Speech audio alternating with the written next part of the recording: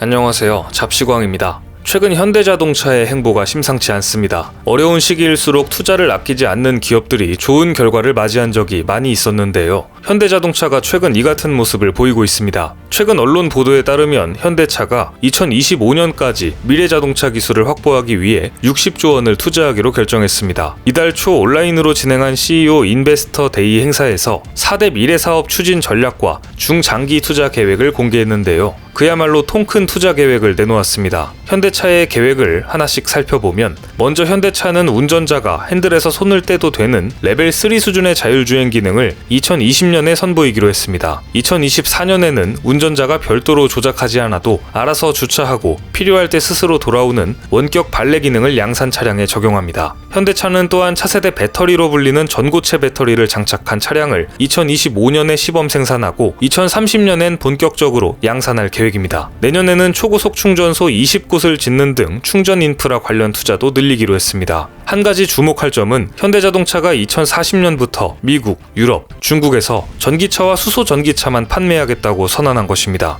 그러면서 세계 전기차 시장의 10%를 차지하겠다는 목표도 공개했습니다. 계획만 들어도 절대 쉬운 일이 아니라는 것을 알 수 있습니다. 기술 확보를 위한 공격적인 투자가 따라주지 않는다면 사실 계획은 아무 의미가 없습니다. 현대차가 발표한 투자금은 무려 60조 1천억 원. 얼마 전까지만 해도 현대차 그룹은 사실 부동산 투자 회사가 아니냐는 조롱을 받았었는데 이 정도 규모라면 연구 개발과 설비 투자, 미래 사업 역량 확보 등 미래 핵심 산업을 주도할 실탄은 제대로 마련한 것으로 보입니다. 감염병의 세계적 대유행이라는 도전적인 경영 환경에도 불구하고 업계 변화의 흐름에 맞추어 성장 기반을 마련하고 있는 모습이 놀랍습니다. 이뿐만이 아닙니다. 현대차의 이번 투자는 수소차, 전기차, 자율주행 같은 영역은 물론이고 그 이상의 영역을 겨냥하고 있습니다. 현대차는 걷는 자동차 시대에 승부를 걸었습니다. 사람이 있는 힘껏 발로 차도 넘어지지 않고 버티는 로봇을 만든 미국의 로봇 전문 업체 보스턴 다이내믹스를 현대차가 인수했습니다. 자동차 기업이 로봇 기업을 인수한 것인데요. 지분 80%를 확보하는 데 필요한 인수 자금은 8억 8천만 달러, 우리 돈으로 9,600억 원입니다.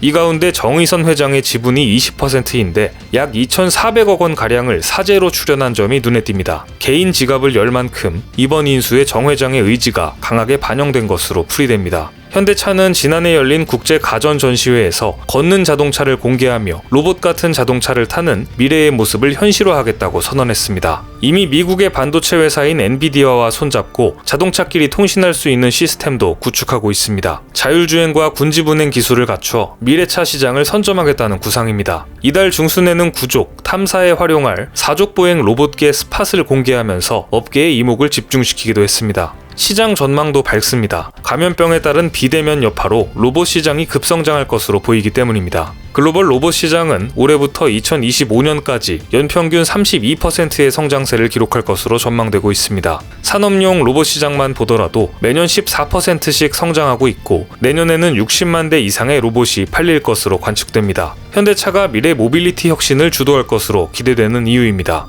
현대차가 지분을 인수한 보스턴 다이나믹스의 기업 가치는 11억 달러 정도입니다. 이 회사는 지난 1992년 매사추세츠 공과대학에서 출발한 스타트업으로 2013년 구글에 인수됐다가 2017년 소프트뱅크로 다시 넘어갔었습니다. 두 회사 모두 AI 분야에서 우수한 기술력과 조직력을 갖춘 기업들이었지만 소프트웨어 기업으로서 기술 접목과 상용화 한계에 부딪히고 말았습니다. 하지만 현대차는 다를 것이라는 예상이 우세합니다. 하드웨어 전문 기업인 현대차가 가진 기술력에 로봇 기술이 접목된다면 충분히 궁합이 맞을 수 있다는 전망인데요. 실제로 현대차는 보스턴 다이나믹스 제품 확장에 필요한 엔지니어링과 제조 노하우를 제공할 것으로 전해졌습니다. 미래도 중요하지만 현재의 내실도 중요합니다. 최근 발표한 신차들도 미국 시장에서 좋은 반응을 보이고 있습니다. 북미 지역 최고 권위 자동차 시상인 2021 북미 올해이차 최종 후보에 현대차의 3개 차종이 올랐다는 소식입니다. 북미 올해이차 선정위원회는 승용차 부문의 제네시스 G80, 현대차 아반떼, SUV 부문의 제네시스 GV80을 최종 후보로 선정했습니다.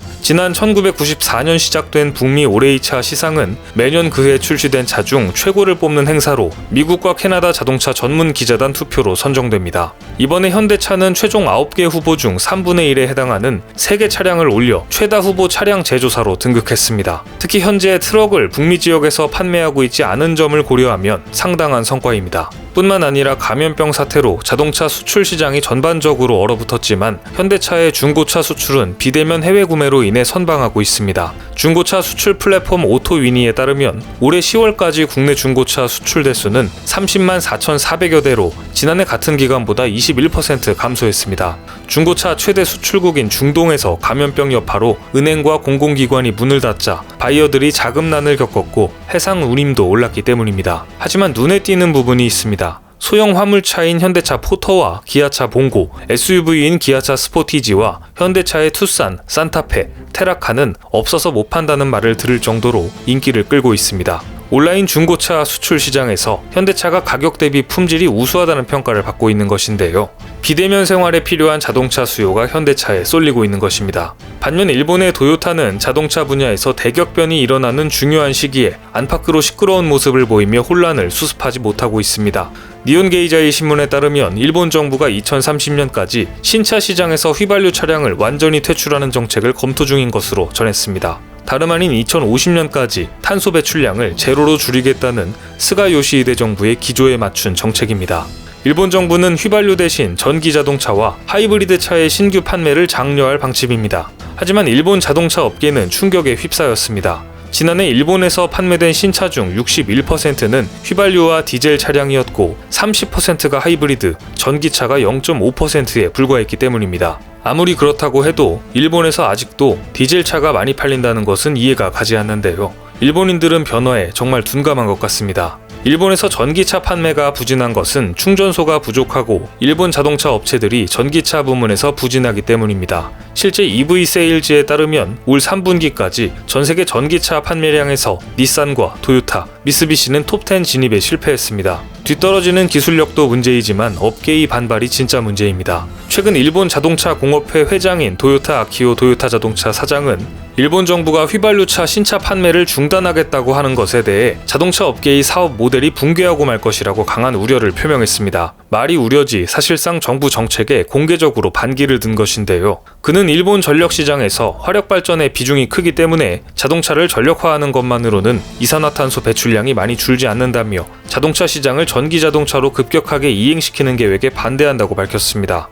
정치적인 입장과 기업의 입장이 완전히 어긋나며 불협화음을 내고 있는 것인데요. 도요타는 이미 하이브리드에 집착하다가 전기차, 수소차 분야에서 한참 뒤처져 있는 상황입니다. 그럼에도 불구하고 이 중요한 시기에 정부와 기업이 잡음을 내며 일본 자동차 산업 전체가 흔들리는 모습입니다. 그런데 이러한 기회를 놓치지 않고 현대자동차가 또 하나의 묘수를 내놓았습니다. 혼란을 틈타 일본 자동차 시장 진출을 선언한 것인데요. 19일 니온게이자이 신문에 따르면 현대차는 2022년 수소 연료전지차 모델인 넥소를 일본에 출시하기로 했습니다. 최근 스가 내각이 탈탄소화 시대에 맞춰 전기차, 수소차 보급에 집중하고 있는 틈을 노려 일본 시장에 진출하겠다는 전략입니다. 이 같은 정책에 아직 준비가 되지 않은 일본의 자동차 제조사들이 비협조적으로 나오며 반발하자 현대차가 빈집털이에 나선 것입니다. 현대차는 수소 연료 전지차 부문에서 75%의 점유율로 세계 시장을 장악해 도요타를 크게 앞서고 있는 상황입니다. 100년 만에 자동차의 패러다임이 바뀌는 중요한 지금 시기에 아시아를 대표하는 두 회사 현대자동차와 도요타의 전혀 상반된 행보에 앞으로 미래 자동차 시장의 패러다임이 어떻게 변화할지 관심 있게 지켜봐야 할 것 같습니다. 오늘 준비한 소식은 여기까지입니다. 댓글을 통한 여러분들의 많은 의견 기다리겠습니다. 많은 분들의 생각이 모였을 때 진정 가치 있는 지식이 완성될 것입니다. 시청해주셔서 감사합니다.